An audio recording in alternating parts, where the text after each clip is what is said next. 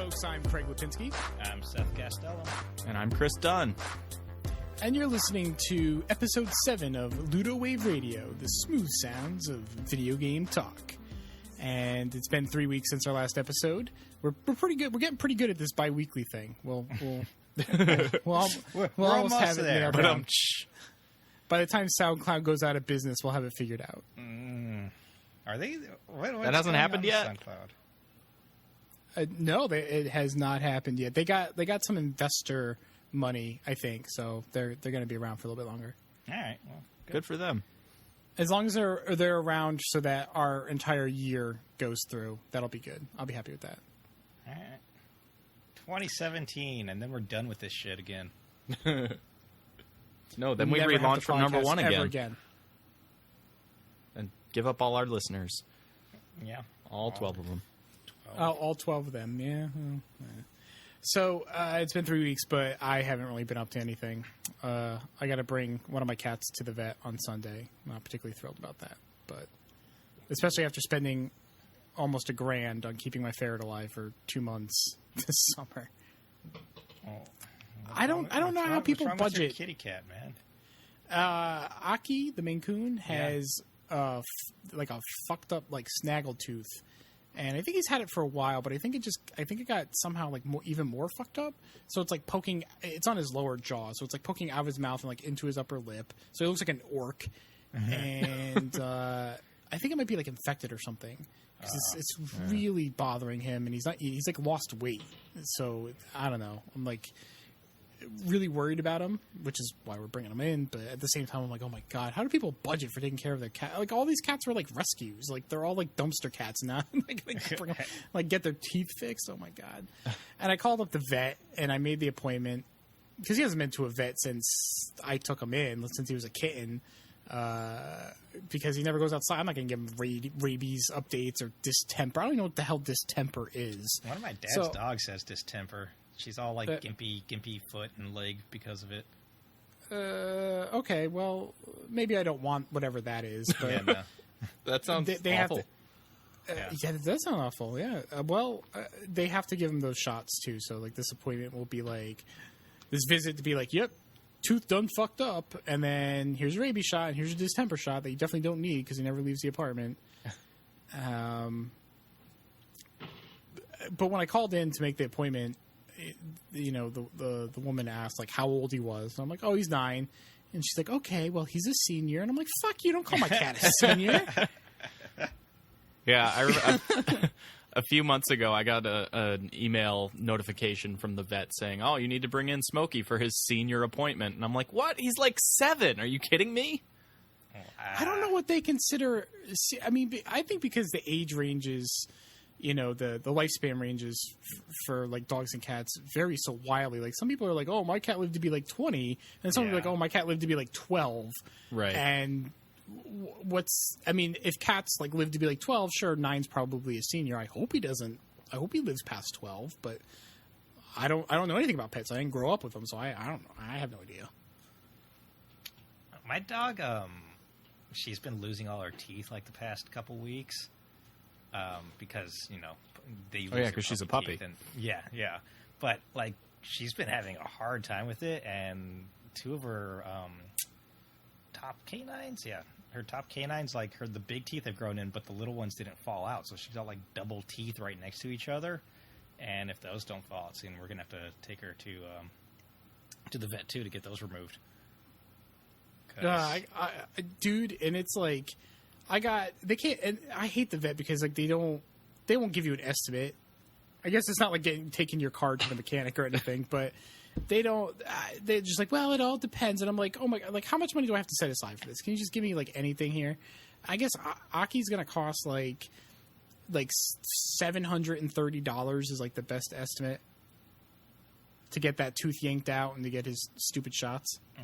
So. Just as a heads up, so good luck with that. No, we got Mexico, so that shit's cheap. Wait, what? Mexico. We just bring the animals down to Mexico when we need to take them to the vet for expensive things because it's like fucking a quarter of the cost there. Nah, get out of here. No, it's crazy cheap. And the dude that we go to, like, he studied up here and everything. He just opened his practice down in Tijuana. So it's like, it's like, all right, one of my mom's cats got hit by a car and, like, needed a leg cast. And the whole thing was like $125 for the cast and, like, the follow-up visit and meds and everything. What? Why is healthcare, even for our animals, so expensive in this fucking country? I don't understand. Yeah, it's ridiculous. And then, like, you can get insurance for your animal. I'm like, Jesus Christ, insurance is such a fucking racket. Like, they'll insure anything in this country. My, because I work for an insurance company, and, like, for some reason, like, whenever we finish, like, any sort of transaction, this stupid thing pops up that's like, blah, blah, blah, health insurance for pets. And I was like, all right. So I filled it out for, like, the old dog before he died, just to, like, get a cost estimate. And it was, like, fucking bananas expensive for pet insurance. And I was like, how much does pet insurance cost? I can't. It was like in the $300 range a month or something stupid. No, what? No, Seriously? Hell no. Yeah, no. Holy fuck. Like, maybe if that might be a good deal if your animal gets cancer, but if it's anything like human insurance, they'd be like, whoa, that's pre-existing. Peace out. Yeah, no, so Yeah. I don't. It's stupid. Yeah, that does sound stupid, but well. Anyway, that's it. That's all I have to report. I feel bad for Aki, and we're gonna get him fixed up. He's lost weight too. He's like this giant Maine Coon, but like now I can feel like his shoulder blades and stuff. I'm like, dude, you got to eat. So that's killing me. But man, I am not looking forward to shelling out. I don't know how other pet owners like set aside money for like pet visits. Like, oh, we had to take Fido to the vet, and he had da-da-da-da. I'm like, how do you have the money for that? Yeah, I don't know. Yeah, vet visits are expensive. Fucking sucks. Mm-hmm. And I'm just hoping that there isn't like bigger things wrong with his mouth, you know, Yeah. or anything else for that matter. Like, oh, we have to do blood work, and we got to do. I'm like, oh my god. Yeah, He's got, that's like, the thing I always worry about. leukemia I'm or like, something? oh, there's some little thing I'm going in to get checked, and they're going to say, oh, he actually has cancer. You know, it's like the WebMD thing. Yeah. Yeah. But yeah, that's me. Seth, how have you been? Not good. I mean, I've seen last week wasn't good. Chris was actually asking if he could get the day off because he had people that were in town. I was like, oh, thank God, yes, this is perfect because I cannot fucking record tomorrow at all. I was just like a ball of nerves. I was just shot. And I was like just dreading, like absolutely dreading recording, which is not like a thing that has ever happened to me. I've gotten like little like flutters or whatever before recording, but nothing unmanageable. But I was just not doing good, and I think it's partly because I was going to be going back to therapy the next Monday, and I was just really nervous about that. And I didn't go to therapy. Is it a new therapist? No, it was supposed to be the continuation because of summer break, because, I was seeing the college aged therapist, right? It's not funny. it's a little bit funny. All right, well, it's a little funny. I'm poor. Oh, I think you're bipolar, sir. I'm so sorry. I'm in college. And then he looks at the little, like, one-way mirror and gives a thumbs up. I saved this one. No, like, they were supposed to contact me when they were going to be back and say, like, okay, this is... Before, on the last session, he's like, okay, so... And I was like, we'll see you over the summer. I was like, oh, this is the last session? He's like, yeah, didn't you know that? I was like, no. He's like, I didn't tell you? I'm like, no. He's like, yeah, okay, so this is going to be the last one. And then I was like, all right, well, when am I going to be seeing you again? He's like, I think September 11th. And I was like, okay. He's all like, I'll email you. I was like, all right, just email me. And then like, do you have a kick? God damn it! And I never got an email. I never got like any sort of email appointment, and like, I just could not for the life of me call in or anything. I just couldn't. I couldn't do it. I didn't want to call up the fucking place and deal with the whole like, hi, when are you guys going to be available again? And I don't know. So I was dreading going to therapy. So already not a good sign. Probably should see a therapist about that. And but then I just never got any sort of confirmation about anything from anybody. Like, nobody tried to get in contact with me a little bit. So I was like, fuck it. I'm not gonna go then. And that was like at least a weight off my shoulders because I didn't have to deal with that whole thing. But I'm Wait, me, so you I'm made the appointment, and because no one confirmed the appointment, you didn't yeah, go? like they were supposed to contact me when they were going to be back from summer break, and they never did. Oh, okay. I misunderstood because when you told us that you were like, "Oh, I'm going on Monday," Yeah, that because seemed like a that's the- certain thing. Yeah, that was the tentative day that they gave me, and that's when I thought I was Like gonna be 3 going months there. ago. That's what Yeah. you mean. Yeah. Oh, so you basically you didn't have an appointment. It's not like you made it sound like you blew off an appointment, or maybe I just I may have. I have no idea. Nobody got in goddamn contact with me like they were supposed to. That seems like an important thing to do when you're dealing with people who are in therapy. How's this kid not flunking his classes? That's what I want to know. I have no idea, man. I'm probably self-destructing here by not getting into contact with them at all, but it was a nice temporary reprieve, at least. I'm doing better. I mean, they gave me a lot of, I don't know, like a lot of, not activities, what's the word I'm looking for? Things? Things. They gave me a lot of things. Like worksheets and stuff, and things to do. They gave you in certain you're doing his situations. homework for him. Is that what this? No, like cognitive behavioral therapy worksheets and stuff like that. And like This is English Trigonometry's good for 101. What the heck is anxiety. this? Anyway. Oh, fuck.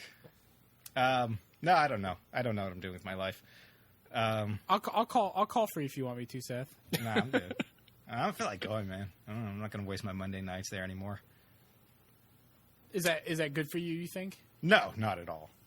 It depends. I think If that's one of the most insidious parts of like mental health is like everyone's like, oh, you should get help, but like the diseases themselves like really just like prevent you from like wanting to get help or wanting to see help through. Like they're vicious it's hard. circles. It's hard.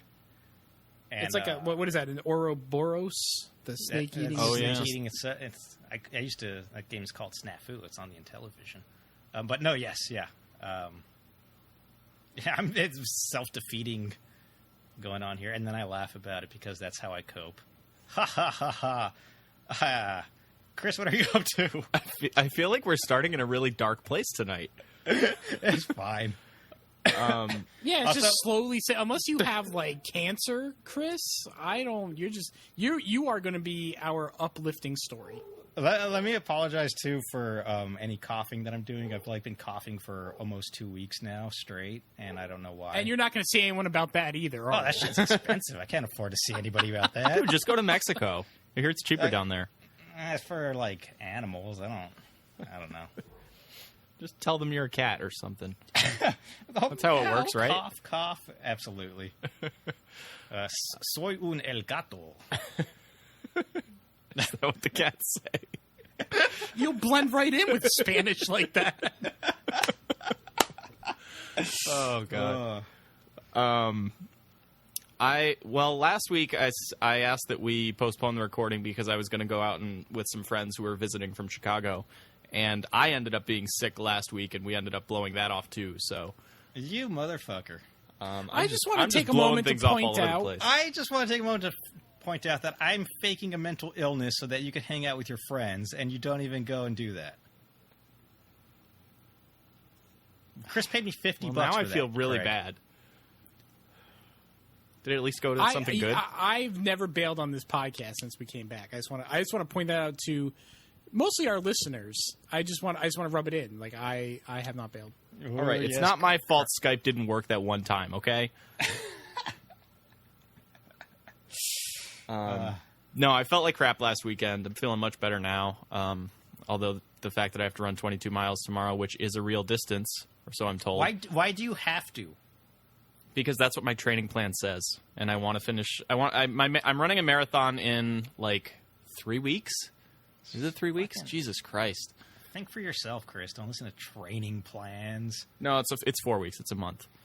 But I'm following listen this to training me plan, either, and I want to apparently. finish in a specific time. So I'm actually trying really hard to stick to this training plan. And when I, am super tired and have to get up at 5 a.m. and run 22 miles, it's not quite so easy to do that. But I actually did feel pretty bad after I had to miss my run last weekend because I was sick. I have a checklist or a printed out schedule of when I'm supposed to do each training run, and it feels really good to mark it off every time I do it. And having to miss that one, actually, I did not feel good about it. So. But missing not quite as bad no as I felt about missing this podcast. Let me be clear. Exactly. But I this also is how Skynet takes over by infiltrating our Fitbits and making our dumb fat asses run ourselves to death.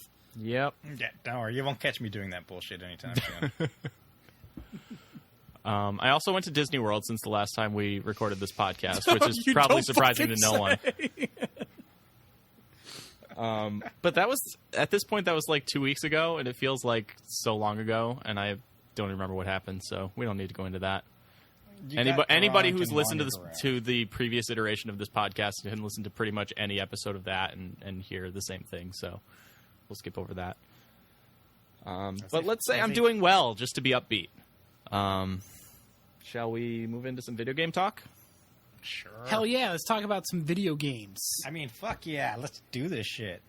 Let's move forward with a happy face, Seth. Yes. Happy yes, face. I'm smiling now, forcedly. Haha. It's not the lithium. My Fitbit told me to smile more. So Destiny 2 came out, and so obviously I've been playing a ton of that. I clocked in about 300 hours into the first Destiny, and I think anyone who knows me knows I like Destiny, but it's my fandom of like Destiny is not the same as like say like the kind of fan that I am of like Zelda.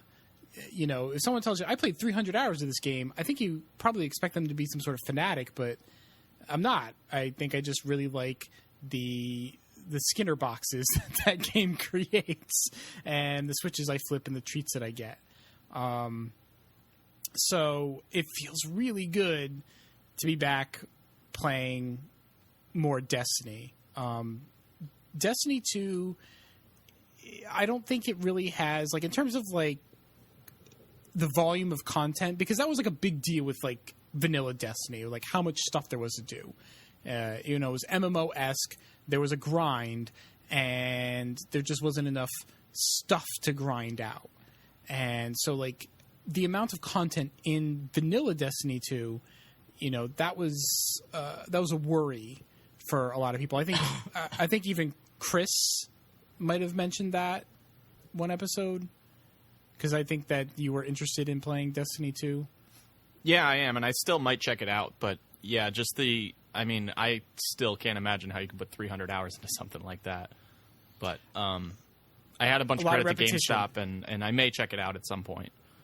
Just because I do hear so many great things about it, and I know a few people who are addicted to it, or maybe not addicted to it is the wrong word, but yeah, I'm definitely interested, and I may check it out soon. I'm dependent on Destiny.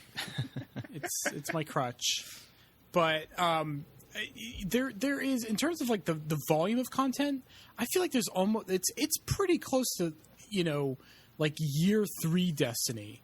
With the last expansion, I feel like it really hit the ground running.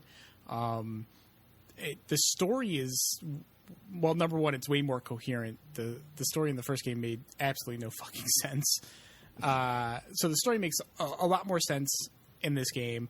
The characters are actually characters, and they do stuff, and they have scenes. So this is high praise, Craig. I know, it's pretty good. And then there are, I think, like 5 or 6 strikes, which is Craig, do they have motivations? There are motivations, yes. Actually, oh my god, your character carries over, but you immediately lose your light, which is like what powers you as a guardian. It's what grants you your superpowers and your immortality. Trust me, I've lost my light. I know. Yeah, I know. So all the Guardians lose their light, and you go on this quest to sort of to get it back. and take down one of the alien races that caused you to lose your light. In some ways, the story is sort of like, I don't know. I don't want to say anticlimactic, but I think it's good that they made. I think it's interesting that they took away that light, that you're no longer immortal. That like, the NPC Guardian characters are like actually worried about dying because they haven't died or really died anyway in hundreds of years. But the story, I think for like a number 2, it feels almost like an expansion. It's just, there's like, I don't know, like 4 enemy races, and, they all have like their own like lore and backstories and cultures and stuff like that.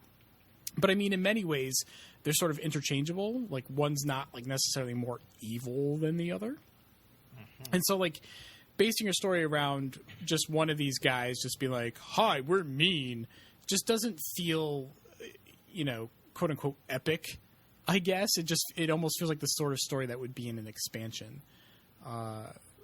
But the story does tease like bigger things, particularly another race that has yet to be introduced. So that's pretty good. But lots of good stuff to do. They have these new side missions called adventures, which the Destiny in any of its expansions, Destiny 1 had nothing like adventures. It was just kind of like, here's the main story. There are these kinds of missions called patrols, which were super fucking boring.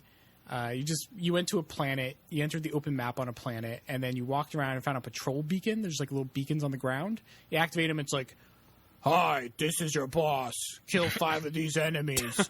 And or collect 7 of these resources. And like that was a patrol. Well, I mean, at least the name fits because nobody gets excited about a patrol of any kind. No, that's true. What are you doing? I'm going out on patrol. Oh. And that was a fine way to dick off with your friends. But it's almost as if they're like, so what does everybody do if they're not in the story or doing PvP? And they're like, I don't know, kill 5 types of enemies, and like that's all they had. But adventures sit somewhere between the patrols. They're a little bit more complex than patrols, but not as complex as this other type of mission that the game has called strikes, which are more narrative based, sort of like these what's the word I'm looking for? Like almost like a Monster of the Week sort of like episode where it's not necessarily tied to the main story, but it's kind of like, this big bad alien's being an asshole. Go kill him. And so then you have to like break into like a complex and flip some switches and then defend this area and then and then finally you fight a boss, and then you get some loot and then you do another one. You actually do a strike playlist. You can enter a playlist and just keep doing them and just keep getting loot. So the new adventures sit somewhere between patrols and strikes. Most of the changes are actually really good. It's like what Destiny should have been in the first place. Mm-hmm. But one of the changes they did was change around how the weapons are handled, specifically how you equip them. In the first Destiny, you had 3 weapon slots. You had primary, which is like auto rifles and pulse rifles, just basically rifles and what they call hand cannons, like just magnum pistols.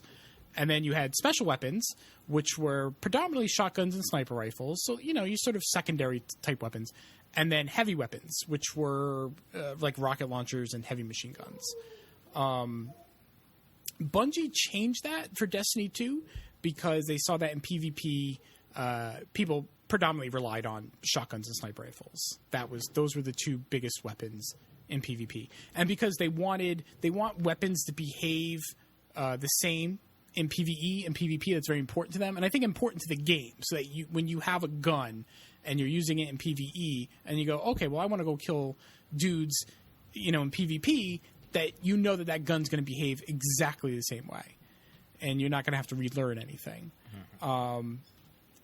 But because they saw that people were only using shotguns and sniper rifles, they wanted to tune that for PvP and sort of discourage that. So now you have, instead of a primary, you have what's called kinetic. So it's basically like ballistic. ammo. It's still like, auto rifles and stuff, but there's nothing special about the guns necessarily. And then you have energy weapons, because in Destiny there are 3 types of elements. There's solar, which is fire, arc, which is lightning, and void, which is grape jelly, I guess. And I don't know what the fuck else. I don't know what to call it. It's just grape jelly. And so in the first game, you could have weapons that have one of those elements, but now you have a specific slot for an elemental weapon, which is good. That is a good change. But shotguns and sniper rifles don't fit into that. And now there's the third slot, which is power weapons, is shotguns, sniper rifles, rocket launchers, grenade launchers, energy swords. It's all this other shit. And why it doesn't work is that if you're in PvP and you get one of the rare drops of power ammo, are you going to pull out a shotgun? Or are you going to pull out a rocket launcher? Rocket launcher?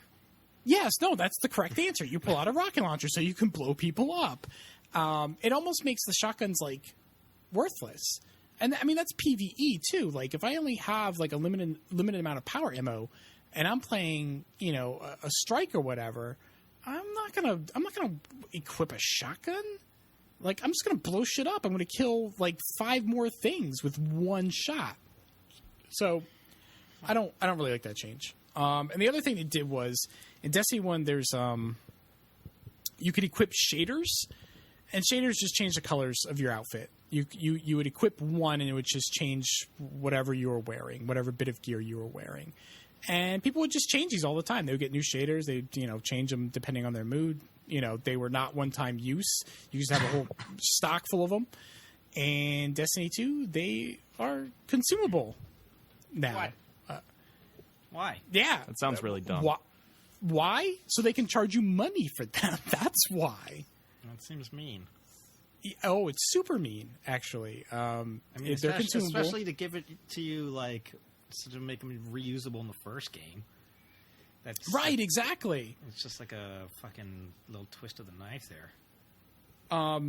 What's kind of cool is that you can now apply them individually. So, like, you can take one and go, okay, well, I want my gloves this color, but I want my, my chest armor this color. And you can now apply them to guns now, too. So, like, I want my gun to be gold. So that's kind of cool that you can apply them individually. But, the trade-off is now they're consumable. And the way the microtransactions work are really fucking shitty. So each time you level up, the level cap, the experience level cap is 20, and every level you gain after 20, you get what's called a bright engram. And when you decode the bright engram, you will get cosmetic stuff, including like shaders and stuff like the shaders, new ships. There's a grab bag. You don't buy bright. You earn them through leveling up, which is fine. You get them at a regular rate, but you don't buy bright engrams outright like you would in Overwatch loot box. You buy silver coins with your real money, and then use silver coins to buy bright engrams, and they basically come out to about $2 a pop, which is kind of expensive, especially compared to like Overwatch loot boxes, which are about $1 a pop, and even less if you buy them in bulk.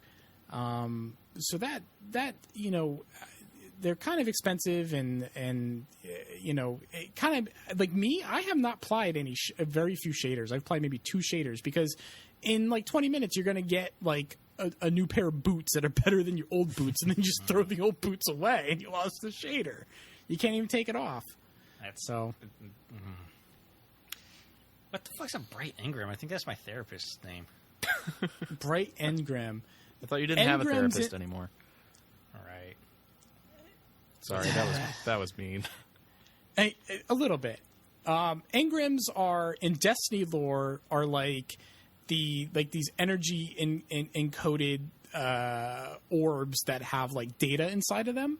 Okay. And in this case, the data is guns and armor. Floppy disks with guns on them. Yes, exactly. So enemies will drop these engrams, and then you bring them back to the social space to the Cryptarch, and the Cryptarch will decode them. And it's just RNG. It's like, oh, here's a legendary engram. It's a legendary tier item. And you'll be like, boop, you have a new sniper rifle. Here it is. All right. That's sort of like the, the weapon boxes that you could pick up in PSO back in the day, and then you take them to the techer, and then, like, will be whatever item it is after he techs it. Right, exactly. So bright engrams are the ones that you get when you level up, or when you pay for them. Okay. But I am super enjoying Destiny. Like I said, I don't know what it is about Destiny. I know it's repetitive. I know it's not for everyone, but I really enjoy the different hamster wheels it has you running on. It scratches an itch for me, I guess.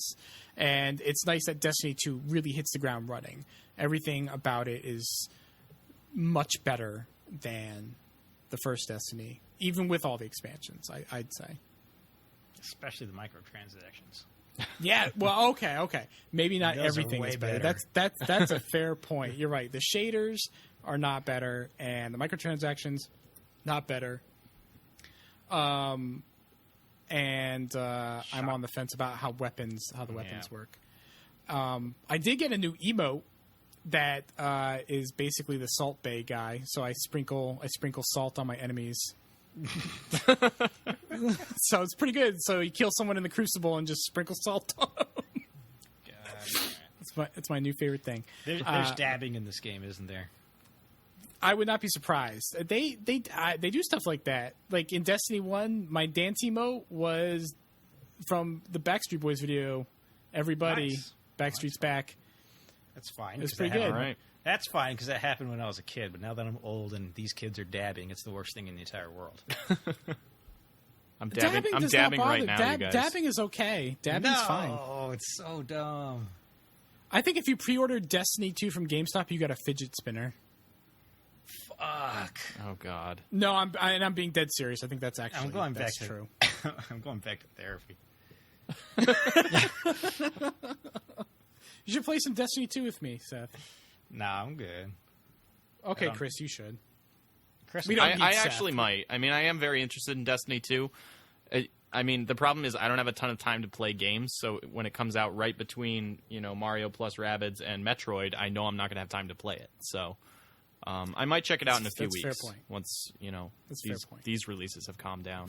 there's too many games. There's too many games like these days. It's a really good fall, right? Yeah, it's crazy is. good. It's like bananas. Speaking of crazy good games in Mario's and Rabbids, I've been playing some Mario and Rabbids. I wasn't following it like too much. I didn't know it was only like 3 party members on your team as you're going into these turn-based battles, which can make things pretty difficult sometimes because like could be fighting enemies like that are up in the tens, So you really have to strategize in the way you approach the battles in this game.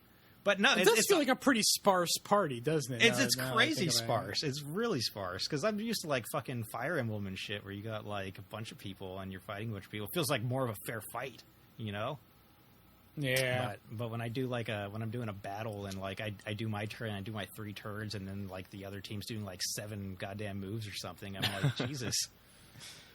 Which hasn't really been a problem except for in some of the challenge maps so far, and then the story maps have been a problem.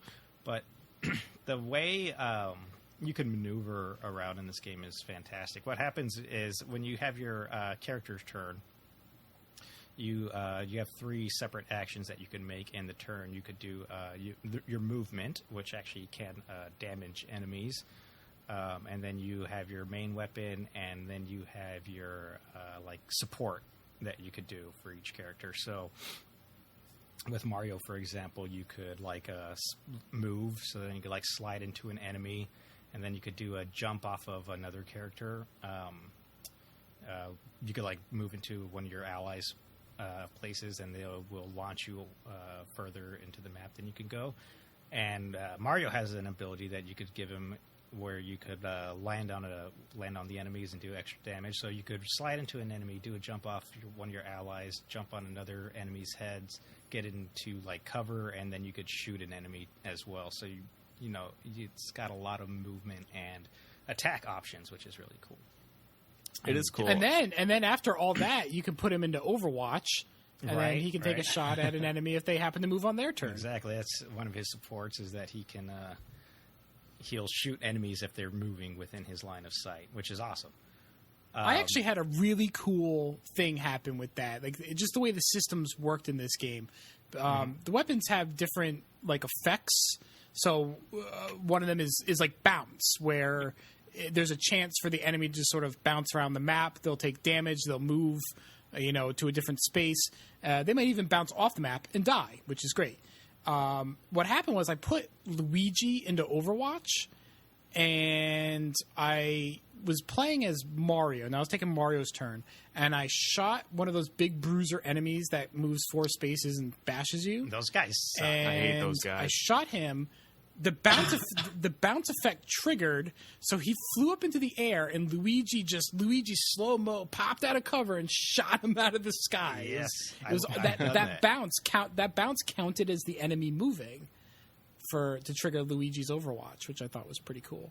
Yeah, it's super awesome. And those enemies too that move when those giant enemies that you're talking about, they move every time you shoot them, so they'll like start running at you, and you could like ping pong them a couple times if like you have both Mario and Luigi with their Overwatch, as you're calling it, move. So like they'll start running towards you, and then Mario might shoot them from behind, and they'll start running towards him, and then Luigi could shoot him again, and then start moving back towards them, and then hopefully not get close enough to fucking smash you with their giant slab of stone on their back. But no, there's a lot of cool stuff like that you could do. And there's the skill tree. There's a skill tree as well. You get, what are they called, power orbs or something? Something like that. Something like that, yeah. Yeah, you get power orbs for completing missions, or you could find them out on the world maps.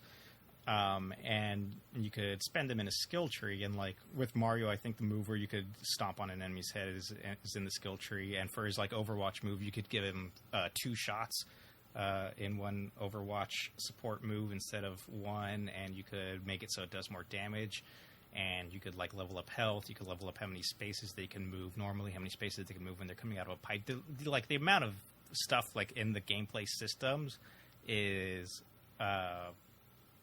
it's huge. There's a huge amount of stuff you could do, and I mean, I'm through the first 2 worlds so far, and it's like has not felt like tedious or the samey or anything like that. Like every fight is new, and like how do I have to approach this one? And there's different missions for the fights that you get into as well. It's not just like kill all the enemies. You might have to get into a position, like get into like a goal area, or you might have to escort Toad, who can't do anything except move, and get him to a goal area. Or there's mini bosses and main bosses and stuff like that. So there's like lots of different stuff, and it's fun. It's fun as hell. It's super fun. I totally agree with you about the way you maneuver and navigate around the areas, and the way you combine that with the skill trees. I like the way you can approach every battle kind of like a puzzle. It feels like there's maybe not one specific way that you should go about it, but often I find myself, I'm going to restart this because I know a better way to go about this. Maybe you send like Rabbit. I've been playing with Mario, Luigi, and Rabid Peach, and that's a lot of times that's my main team. Yeah, a lot of times I'll send Rabid Peach out first, and then have Mario bounce off of her and land on an enemy and land somewhere else, and then Luigi can bounce off of her and off of Mario and get even further. Mm-hmm. I love Luigi's double jump. Yeah, for sure. So you can get like way further than you even think you can. And certainly a lot further than you can when you start the game. So as you unlock these new abilities and stuff, it's really interesting.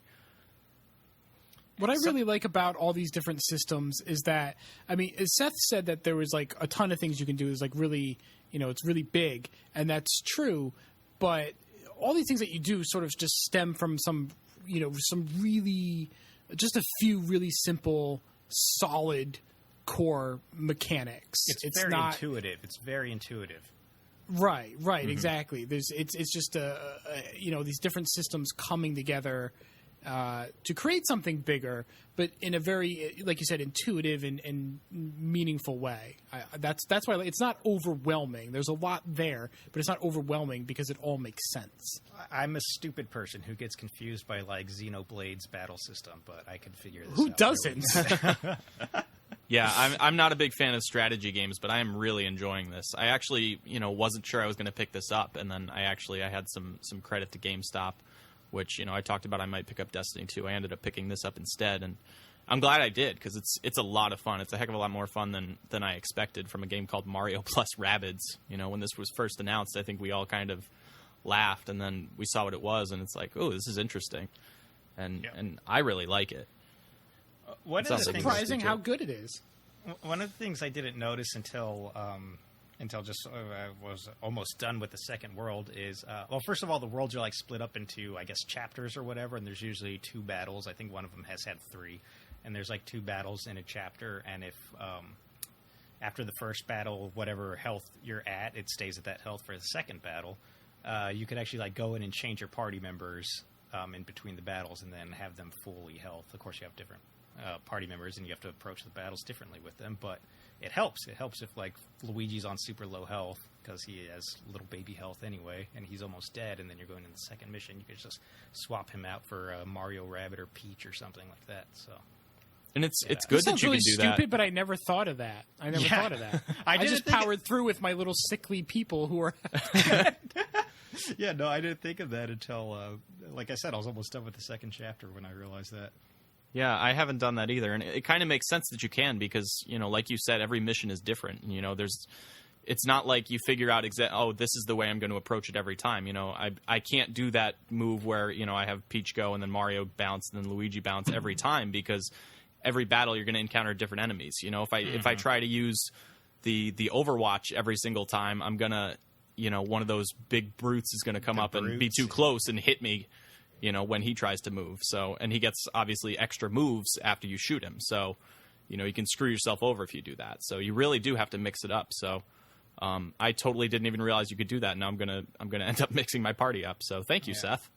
No problem. I have like some of the moves that you think aren't that useful too. I have like had come in and save me because Luigi has a move where he could like give everybody who's within a certain amount of squares around him one extra space of movement, and that one extra space is like come in so handy so many times, just like to reach a pipe or to get I had a mission, one of the challenge missions. After you beat a world, you could go back and there's like challenge missions that you could do, where I had to escort Toad, and I had a bunch of my guys stuck in honey so they couldn't move, and Toad was the only one free, but Luigi was close enough to him, and Toad was one space away from the goal. I was able to use the extra move support with Luigi and barely sneak Toad right into the thing right before everybody died. So just stuff like that just comes in really handy even when you think it might not. But no, it's a great game. The overworld too is it's weird. You just kind of run around and do like slide block puzzles and push block puzzles and stuff like that. But it's like not very involved, but I still appreciate it because it breaks up the pace of just doing nonstop battles. The overworld kind of reminds me, this is maybe a weird comparison and maybe not, it reminds me of Super Mario RPG on the Super NES. And that might be in part because of like the isometric view, and might be in part because, like you said, like in Mario vs. Rabbids, there's, just... you're just kind of walking around the world. There's not a ton to do in the overworld in Super Mario RPG. But I think it's also like having a third party develop a game set in the Mushroom Kingdom. It just feels kind of off, if that makes any sense. No, and I mean, obviously, the overworld in this game is supposed to be off. I mean, there's a lot of weird, crazy stuff happening in the world. But I feel like even beyond that, it just feels a little strange because it's not Nintendo developed. And so it just there's something missing there. Which I think is really cool. It's interesting. It's not something we see very often.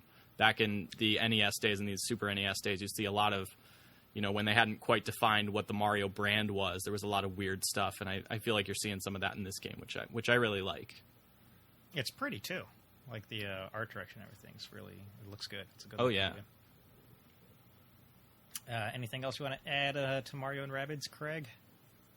I'm good. It's a great game. I'm pleasantly surprised by how enjoyable it is. All right. I totally agree. Also, just like super fast as part of my like clearing out my 3DS backlog, I beat Luigi's Mansion Dark Moon, and the game's awesome. The bosses are super cool, but I was able to get into 4-player online Scarescraper matches like no problem. Really? Really? Yeah. Like absolutely. with randos. With randoms, yeah. That game, that multiplayer is actually really good. I don't know who did I play with you, Chris? You might have. I remember playing quite a bit of that, and it was a lot of fun. Yeah, we had I mean, I think we used to do like Skype sessions, and then we played some. Yeah, that was really a good time.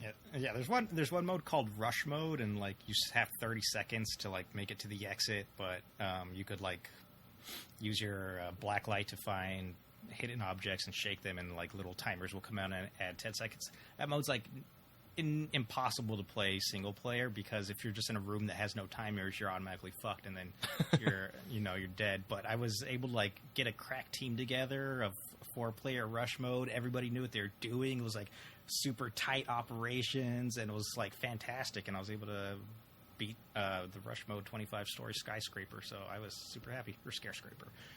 But, That's really cool. Yep. So somehow some people are still playing that 4-year-old game that I didn't even remember had online in it. Yeah, I don't think I've played that game online since back when it first came out.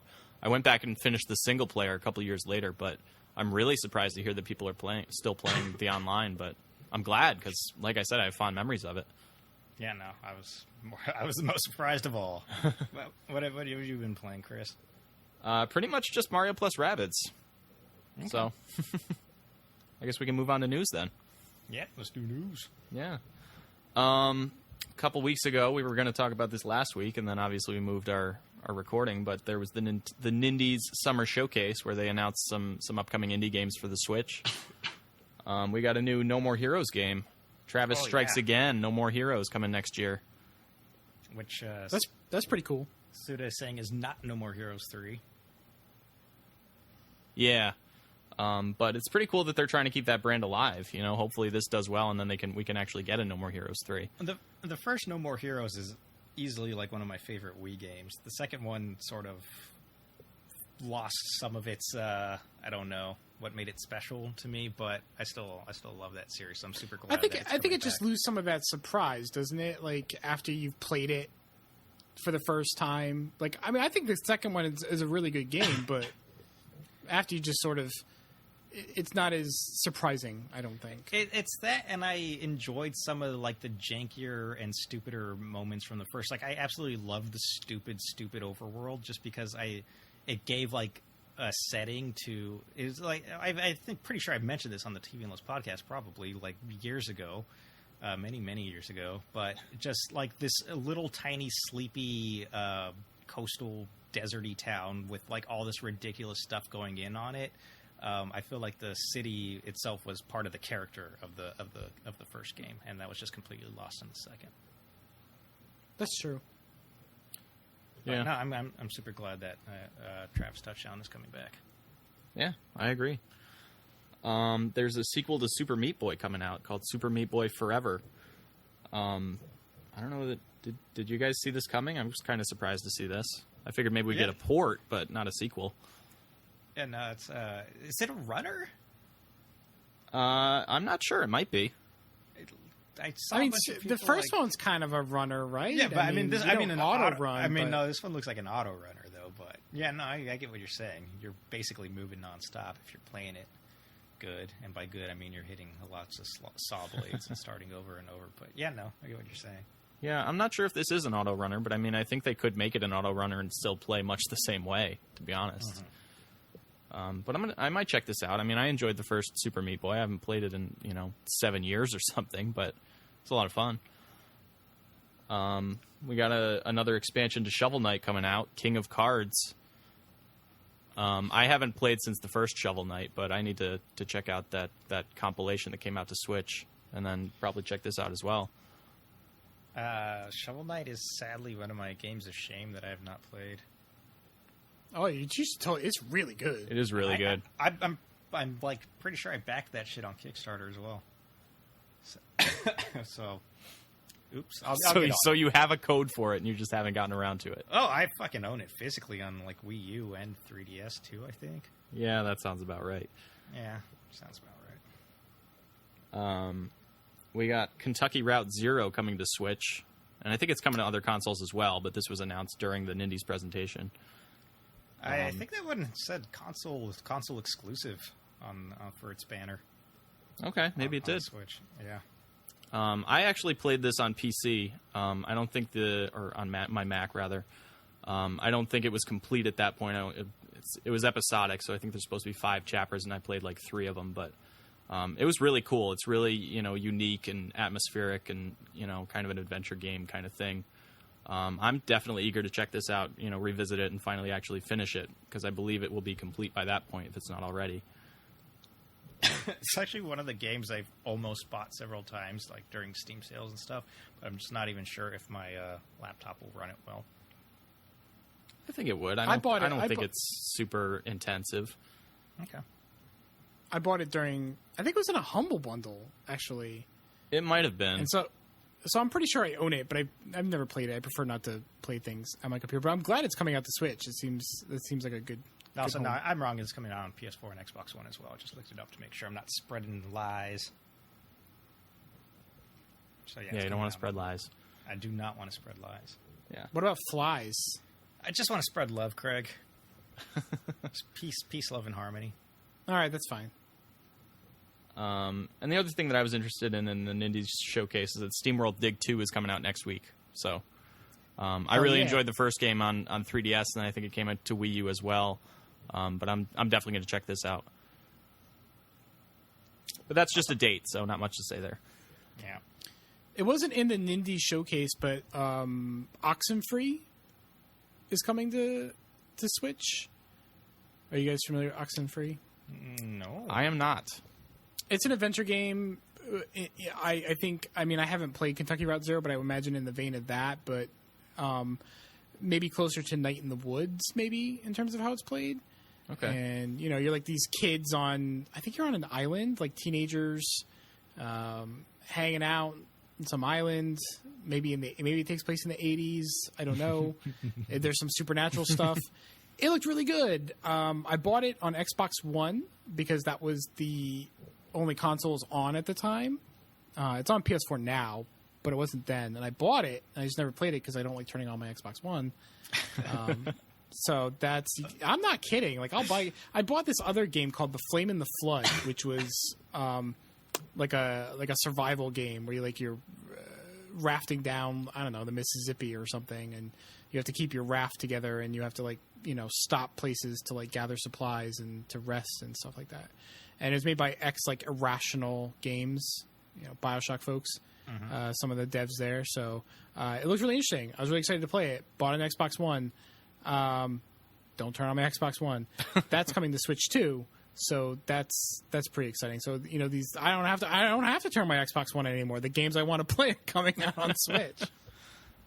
I would like to point out that I told you that I don't know what Oxenfree is, but I just pulled up pictures of it. And there's a 90% chance I own it on PS4 from Limited Run Games. Yes, I think it did come from Limited Run. Yeah. But I don't know if I actually ended up buying that one or not. So I'm a terrible person. Yeah, this definitely looks like something I'm interested in. So thanks for pointing that out, Craig. Hey, no problem. There was a glitch on Amazon last week, and I almost got an Xbox One for free. They ended up canceling the order, which is not terribly surprising. But after I put the order through, I was thinking about it, and I'm like, what do I really want to play on Xbox One? So I'm not too broken up that my order got canceled. Did anybody's order go through?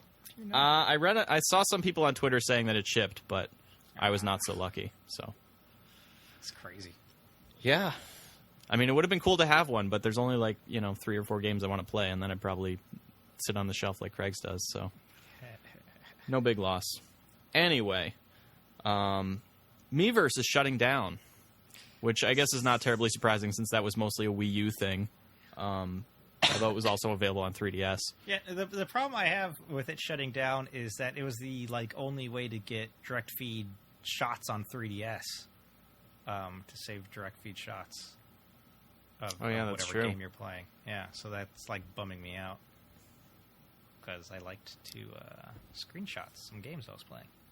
Yeah. Now I can't. This seems really silly. I feel like this is, I don't know how quote unquote popular Miiverse was, but it was a nice feather in the cap, for Wii U and 3DS. I feel like something, a more robust Miiverse on Switch would have been fitting. I think this is, I don't know. I don't like the fact that it's shutting down. Yeah, no, Miiverse was great. It's like probably one of the things that everybody can agree on with the Wii U was that Miiverse was a great addition to the Wii U. Yeah, totally. I mean, I don't remember the last time I used it, but I mean, to be honest, I haven't played my Wii U in a while. So, right. Well, but back when it first came out, I mean, that thing was so much fun. You could do your drawings and you could post screenshots, and I mean, I guess it's probably not necessary anymore with people having the ability to, just there's a share button on the Switch, for God's sake. You can just share a screenshot that way, but Miiverse was cool. I'm a little sad to see it go. Yeah, and just like having it integrated into games where you could like see people's stupid comments, like this game's really fun. My stepdad doesn't love me and stuff like that. I just miss stuff like that. Yeah, that's one of that's hilarious. There's a developer I know who's working on a 3DS game. He's been working on it for a while. I think he just sort of does it in between being like a hired gun on bigger games, on bigger projects for other developers, other publishers. But he's working on a 3DS game. It's called Antipole. Antipole was on Xbox Live Indie Games, and it was also on DSiWare. And he's just sort of he's updating it for 3DS, and it's really fucking good. It's a running gun, but instead of like jumping, you switch gravity. I think I played this on DSiWare. It was cool. I think it's called Metal Storm on the NES. It's a bit like that. Oh, yeah, and I definitely played that. The DSi one, and it's really good. He's been working on it for a while, and he has Miiverse integration. So apparently, he has like the stamps that you can like unlock. So he put those into his game, but I guess apparently he has to take them out. So that's it's one of those unfortunate casualties with getting rid of Miiverse.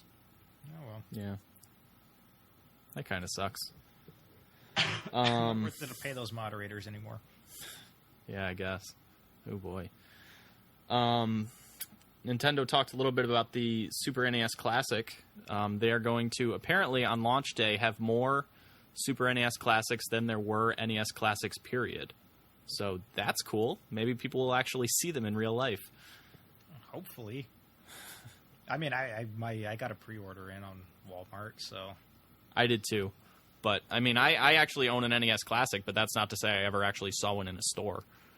Right. I mean, I think these things are, they have wide appeal. I mean, we talked about this in the past about how, they got a lot of mainstream press, and it seems like something that could be really popular if, people could just find one. So, I think I read somewhere, too, that part of Nintendo's low production run on the NES Classic was that similar mini consoles with the built-in games like the Genesis and the Atari Flashback and shit like that, weren't selling gangbusters or anything, so then they didn't think there would be a ton of interest for theirs. Yeah, I think I might have seen that too, which, I mean, I guess makes sense, but, I'm glad at this point that they're, realizing they have an opportunity there and putting out more Super NES Classics. And also re-releasing the NES Classic next summer. Hooray! They listened to me. Just you. Just me. They listened to just me. Speaking of people listening to me, I had mentioned that Limited Run Games should do like a pre-order for a popular game as well, and that's what they did for Ys Origins. That one was, there was no like only so many available. That one was on a pure pre-order basis. Nice. Yeah, so people should listen to me more often. No promises. And we also had a Nintendo Direct this past week. What was revealed in that? Oh, wouldn't you like to know? Yeah. Apparently, we're getting Doom and Wolfenstein 2 on the Switch, which Right? I didn't see that coming. And I think this is a bad idea. you think it's a bad idea. Yeah. So hear me out. I will. Now, if Bethesda makes money off of it, and the people who want to play Doom and Wolfenstein on the Switch get Doom Wolfenstein on Switch. Everyone's happy, and that's great, and I hope it works out that way. But I think history's shown that when publishers put out games that have already been out for some time on other platforms onto a Nintendo platform with fewer features, and they don't look as nice, and they cost more money, they don't perform well. Like we've seen that happen already. So I feel like I can go to online right now and get Doom for $15, and it runs at 60 frames a second, and it has a map editor. I don't know. I mean, I don't know if they've said how much Doom costs on Switch, but I'm sure it's not $15. It also does not have a map editor, and it probably does not run as well as the PS4 version. So, like I said, if people who want this game get to play it, that's great. Just, I'm not convinced that that audience is that big, and then it wouldn't shock me if Bethesda said, "Oh, well, no one bought our 2-year-old port with missing features at full price." Mass Effect 3 on Wii U. Deus Ex on Wii U. Yeah.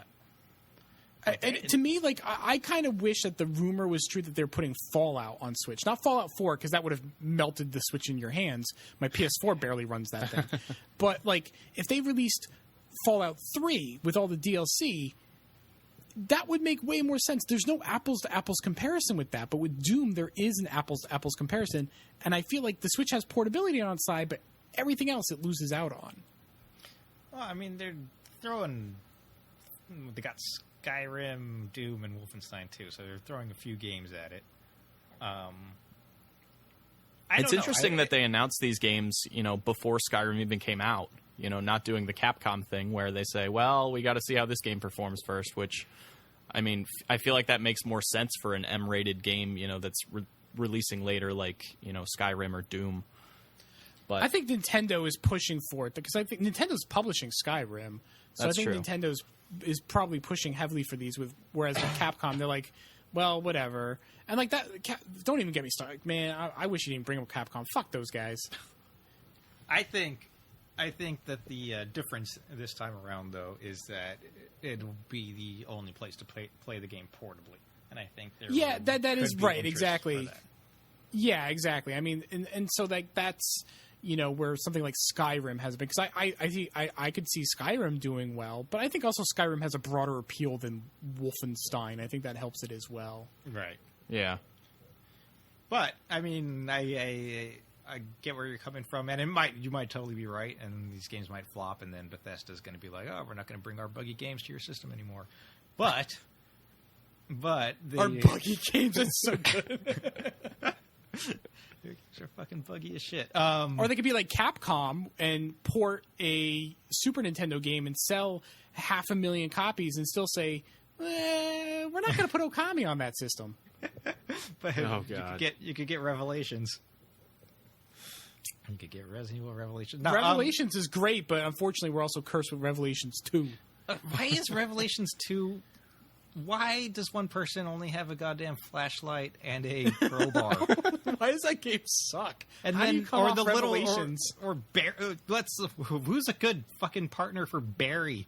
How about a little girl who points at things creepily? Anyway, but Capcom.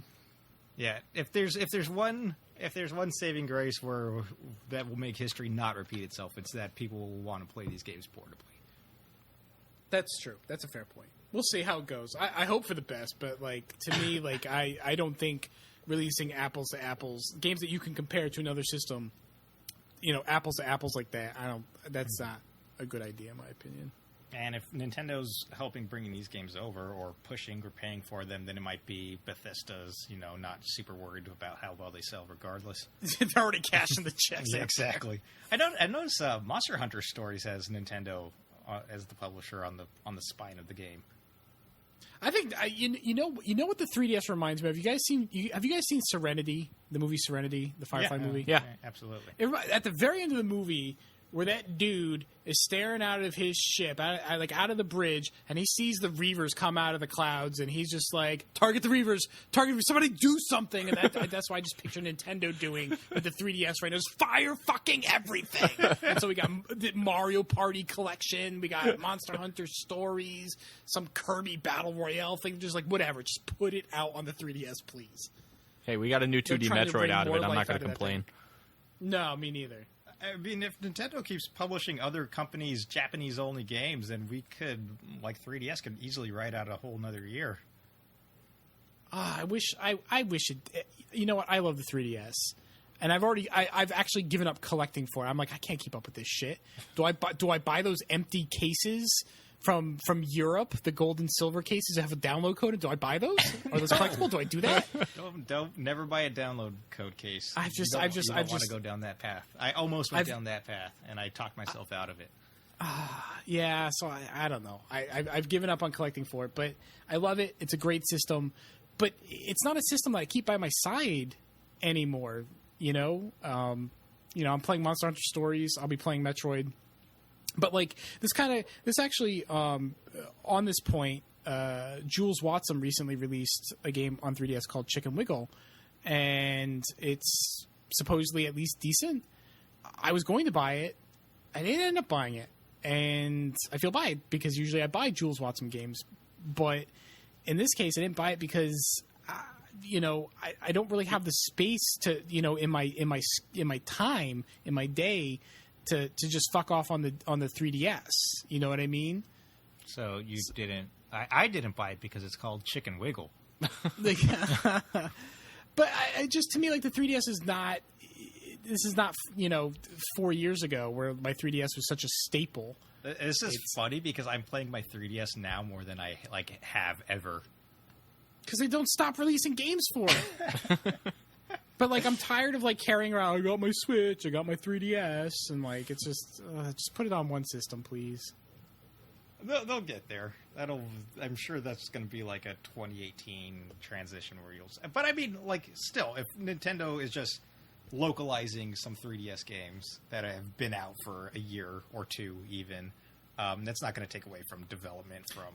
No, I don't mean to paint it as a bad thing. It is. It's obviously a good thing, but it's a frustrating thing because I just want everything on the one $300 system you just convinced me to buy. Right. Can't blame you for that. But yeah, obviously. But business-wise, there's about 5 million more 3DSs out in America than there are Switches. So. Right. There's still money to be made on the 3DS. Yeah. What else is going on in news? We got some Nintendo arcade games coming to the Switch, being re-released. We've got Punch-Out, Mario Brothers, and a bunch of the Versus games. Versus Super Mario Brothers, etc.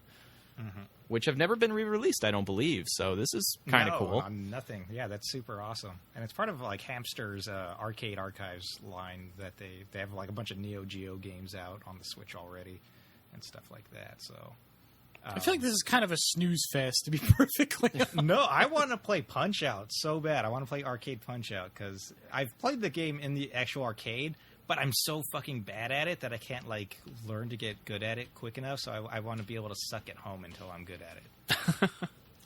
It's a good plan. I had a friend on Twitter who said, I forget exactly what he said. He said something like how people want Nintendo to take them to an amusement park, but Nintendo's like, let me tell you about the county fair. Releases these old arcade games on the Switch. Everybody wants Virtual Console, but they're like, how about Punch-Out Versus? No, I want Arcade Punch-Out. Pepperidge Farm remembers. Oh, God. Yeah, I think it's cool, but I don't know that how well it's gonna do. But we'll see. I'll buy them all. I want those Nintendo arcade games. And then you can play them after you play whatever the fuck you said you bought and didn't. Chicken Wiggle. No, it wasn't Chicken Wiggle. I'm Oxenfree. Where are you going with this, Chris? I don't know. And they also showed off Sky for the iPhone. Not Nintendo, but that was a bad segue. Yeah, what? I was like, that whoa. game company showed off Sky for the iPhone, iPad, Which and game Apple company? TV. Can we back it up and talk about Mario's nipples real quick? Do we have to? All right. Well, you're like Mario has 15 nipples. What else people's is there to mailbag. be said? Okay, Literally, we got 2 questions in the mailbag about Mario's nipples. One of them. Actually, I'm just, you know what? I really just wanted to work in like a hot topic into the podcast. Everyone's talking about the nipples. I thought maybe we should. I really don't care. I don't care about the nipples. Weren't you the one who said you didn't want to have a topic? The topic is Mario's nipples. Mario's episode nipples. 7. Mario's milky nipples. He has hair. He has hair coming around the areola. All right, I think it's time to wrap this podcast up. No. Mario's vestigial secondary sex characteristics. Thank you. First of all, let me tell you. That's going to be the title of the episode, isn't it? First I of think all, it has to be. It is now. Nintendo last summer released like a summer art of Mario chilling on the beach in a lounge chair with Toad chasing it. I know this because I'm looking at it. It's my phone's background. Toad's chasing a crab. There's a Koopa in its shell, and Yoshi is like buried with his head sticking out of the sand. Mario released just like a fun little art that you could use for backgrounds on your phone or computer or whatever. And Mario's wearing the exact same outfit that he's wearing in Odyssey, which is the polka dot shorts. And he has his toes exposed. Everybody's like, "Oh, Mario's toes!" And he has his nipples out. So I've been staring at Mario's nipples several times a day because it's my phone. You're just background desensitized to these nipples. since last summer. So yes, I am just used to these nipples. This is more than I ever wanted to know about you, Seth. Yeah, no, I'm all about those nipples. As soon as I saw those, I was like, "Oh shit, Mario's nipples! This is my new phone background." I've actually cropped out everything else out of the picture. It's just Mario's nipples, just repeated over and over on the background of my phone. Oh. So, all y'all people barely talking about Mario's nipples, I've been on that shit since 2016. I'm glad you're proud of this. Need to get on my level regarding Mario's nipples. I can't talk about Mario's nipples anymore. Please, let's. Are we done here? Yeah, let's talk about Sky. Yeah. At the Apple new iPhone event, that game company showed off Sky, which is a new game for iPhone, iPad, and Apple TV. Showed off is maybe a overstating it. They had a minute-long teaser, but it looks cool. Supposedly it's you're in a world above the clouds. Obviously, it's called Sky. It's going to be multiplayer, but it's unlike Journey. It's going to be with people rather than just random people just appearing in the world. There was like an interview with Jeff Keighley, I believe, who interviewed one of the devs, and he said that mechanics are going to revolve around giving and helping other players, which sounds interesting. But I don't know how much there is to say about this game since they didn't show very much. I feel like this sort of game is a good fit for an Apple TV. I just fucking hate the Apple TV remote. Like, even the new one, I don't want to play games on that fucking thing.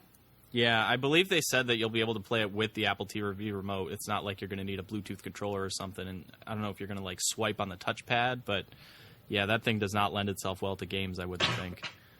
I don't feel like it's very precise. I feel like when I'm like entering in passwords like Hulu or something, I'm always like overshooting letters or something. It's not a gaming device, unfortunately. Is this going to remain exclusive to Apple devices, or is it just going to be ported to every single thing? I believe it's coming to Apple devices first and other stuff later. All right, I'll check it out later then. Cool. That's it for news. All right. Want to do mailbag? Nah. No? Nah. Too bad. We're doing the goddamn fucking mailbag. Seth is like, this is my segment. We're doing it. We'll do it live. That's not funny anymore. No, it's not even live. All right, let's do. Cam on Twitter asks, "What are your favorite summer gaming memories, Craig?" I don't think I have any. I don't feel like for me, like, summer is not a season that I associate strongly with gaming, I guess. Partly because there's not, that's not traditionally a season of new releases.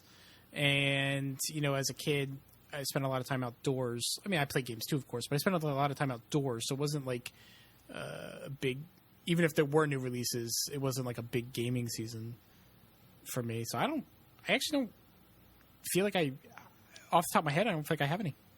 Chris, anything? I don't have any specific ones relating to like a release, but I do, have strong memories of playing handhelds in the summer, on like, family trips or at the beach or something like that. I don't want to fucking interact with people or go swimming. I play my Game Boy. And of course we all played Boktai during the summer when the sun is out. What is Boktai? It's the GBA game that had the sun sensor. Oh, Boktai. Okay, my joke. You're My telling joke me was lame. I know it's pronounced Boktai too, Seth. You telling me you couldn't understand what he was saying? I would have. No, I still would have not have known until he said anything about the sun sensor. It's pronounced ninja, not ninja. No. That Karaoke, not karaoke. Let me clarify here. When I said Boktai like that wasn't necessarily correcting his pronunciation of it. That was just me like having the game click in my head of what the fuck he was talking about after he said the game with the sun sensor. Well, that was a joke anyway, but Okay. I do have memories of playing, handhelds during the summer, certainly more than other times of the year, although I do love my handhelds. So what about you, Seth? One of my favorite memories is sweating my ass off, just like sitting in a pool of my own like ass and back sweat and just my clothes being drenched and writing that really stupid article on TV and Lust that I was not even taking half seriously about like the best games to play during the summer. Boy, you really suffered for that piece, huh? It was like I was hating like just existing because it was so goddamn hot, and I was like, I'm just gonna write something really stupid. And The play best some part games. about that article is like I wasn't even like, "Hey Seth, write this article." Oh, You're no, like, I'm not gonna even, write this. no. You tortured yourself with that. No, it was fun. That was like a way to distract myself from the heat. So I think that was I'm being serious. I 100% enjoyed that. That was a very, very enjoyable memory. Actually, you know what? Now that you mentioned it, now the ass sweat just totally triggered this memory for me. I did not grow up with an Atari 2600, and I had just extremely limited exposure to them until I bought one for myself. When I was game collecting and just buying a million games every month. I bought an Atari 2600. Actually, I ended up with like 3 of them, and just a whole mess of games. The cartridges was like dirt. You can just bunch of cartridges, 50 cents a pop. Yeah, they're still. And this is the first time I actually sat down and got to play an Atari 2600. And I remember one summer, I did not have an air conditioner in my game room at this point, so I'm sweating. I'm a sweater anyway. I'm a gross, sweaty man, and I am just sweating like crazy. But I'm having a great time playing like just these really shitty arcade ports of like Defender and Missile Command and stuff like that. Defender is bad. Man, I played a ton of Defender on the 2600. Yeah, I had a great time. Yeah.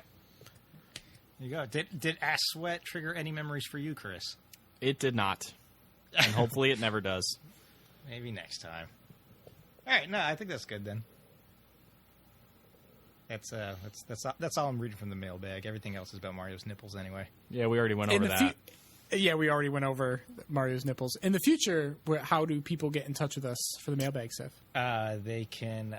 I will post up I'll post up a post on both Twitter and Facebook on our Ludowave radio pages the Thursday before we record.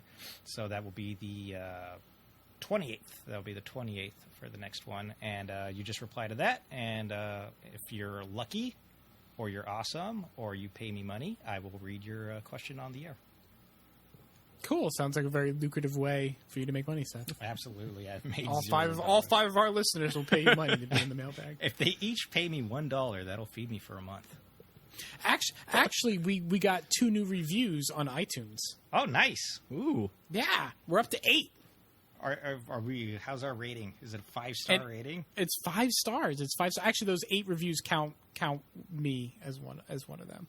So we have 7. We have 7 reviews. I didn't realize we were supposed to review this podcast. I guess I should admit that the other 7 reviews are me. So really, we got nothing. Well, if anyone else wants to review us on iTunes, it would certainly be appreciated. That would certainly help us out. I'm not super worried, I guess, about how big our audience is, but maybe there are people out there that would enjoy listening to us and have not found us yet, and that would help us with discoverability. Oh, yeah, and just like I think we have enough episodes now where if you enjoyed and you know somebody who might, you should tell them about it. Yeah, please do. Yeah, absolutely. Word of mouth helps people. Word of Mouth. That was the Ludacris album. Word of Mouth. All right, you know we're done when we were talking about Ludacris. We weren't done when we were talking about Mario's nipples, but Ludacris crosses the line. Yeah, we've been at this point, but I feel like we've ended at least a few episodes on Ludacris talk. So let's just yeah, he's a good guy, Ludacris. One time his concert got canceled at the Big E due to lack of interest. Really? Yeah. So for those not know, the Big E is like a huge county fair kind of thing here in New England, but it's all of New England. Like it's a big shit kicker fair for all of New England, and it's shaped like a giant letter. It's a giant letter. And Ludacris was performing one year, and I remember going to the Big E's website and just seeing this big banner over his concert page, canceled due to lack of interest. My favorite Ludacris story is I saw him at a festival. It used to be called Street Scene that they did here in San Diego. They don't do it anymore, sadly. But I went to check out Ludacris's set, and he obviously has a bunch of songs where he has guest rappers on and stuff like that. And he was literally just doing his part of the songs and then ending the song early. He did hoes in different area codes, and he just did his opening thing, and then when it got to where Nate Dogg would be singing stuff, it was just all right, song's over, and then next song. Apparently, I don't know anything about Ludacris because I don't know what any of that means. We seriously ended this episode on 2 legitimate Ludacris stories. I just want to point that out. So I want to thank whoever made it this far. I want to thank them for listening. You can find Ludowave Radio at our home on SoundCloud, soundcloud.com/Ludowave Radio. You can also find this on Apple Podcasts. You can find us on Google Play. You can find us on Stitcher, wherever you get your podcasts. Please review us. It does help out. You can find us on Facebook and Twitter at Ludowave Radio in both cases, and that's, as Seth pointed out, that's where the mailbag will be. Our theme song, composed exclusively for us by Morning, Moon, and Mercury. You can find more of his stuff at morningmoonandmercury.bandcamp.com. You can find me, Craig. I'm on Twitter and Instagram at TV and Lust in both cases. Seth, where can people find you? I'm on Twitter at Seth Castello. And Chris? I am on Twitter and Instagram at echrisdunn. And we are Mario's Nipples. I mean, we're out. Bye, everybody. They're also out. Oh, God.